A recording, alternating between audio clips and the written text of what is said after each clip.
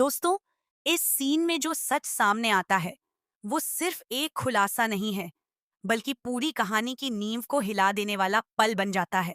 क्योंकि शुरुआत में सब कुछ एक सामान्य पारिवारिक बहस जैसा लगता है, जहां बेटा गुस्से और दर्द में अपने माता पिता से सवाल करता है कि आखिर क्यों बार बार पुराने जख्म कुरेदे जा रहे हैं, क्यों ऐसी बातें उठाई जा रही हैं जिन्हें भुलाने की कोशिश की गई थी। लेकिन जैसे ही पिता सख्ती से जवाब मांगते हैं और पूछते हैं कि आखिर उसने अरमान के साथ सुलह करने की कोशिश क्यों नहीं की और सीधे कस्टडी पेपर्स क्यों भेज दिए, वहीं से माहौल पूरी तरह बदल जाता है।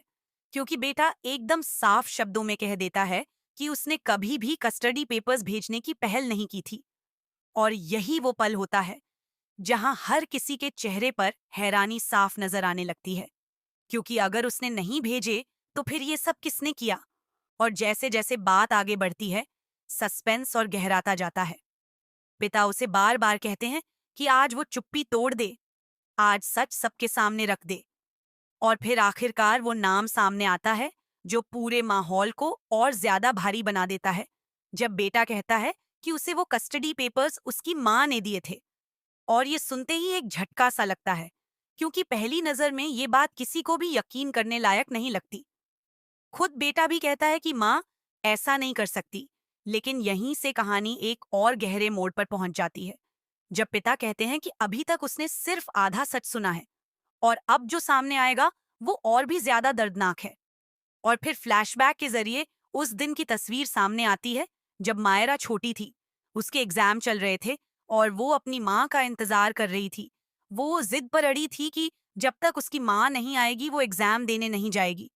और दूसरी तरफ उसकी माँ, जो 2 हफ्तों से अस्पताल में बेहोश पड़ी थी, वो होश में आने के बाद सबसे पहले अपनी बेटी के पास पहुंचने की कोशिश करती है, इस उम्मीद के साथ कि उसकी एक झलक ही मायरा को हिम्मत दे देगी।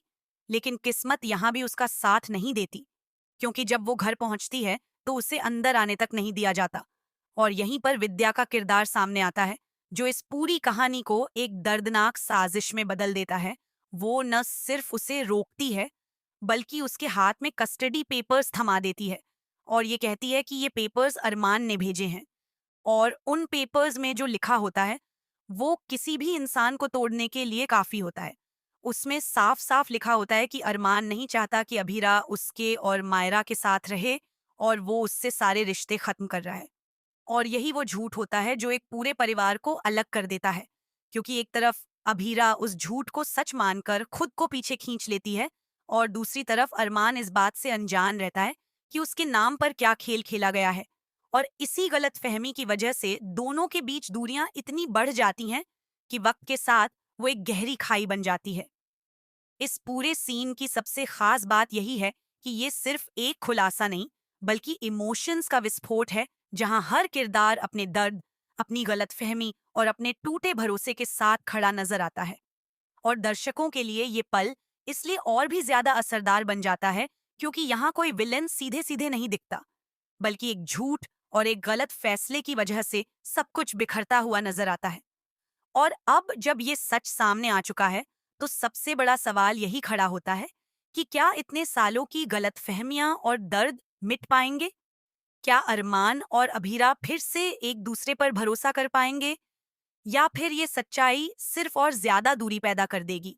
क्योंकि कई बार सच सामने आने के बाद चीजें ठीक होने के बजाय और भी ज्यादा जटिल हो जाती हैं।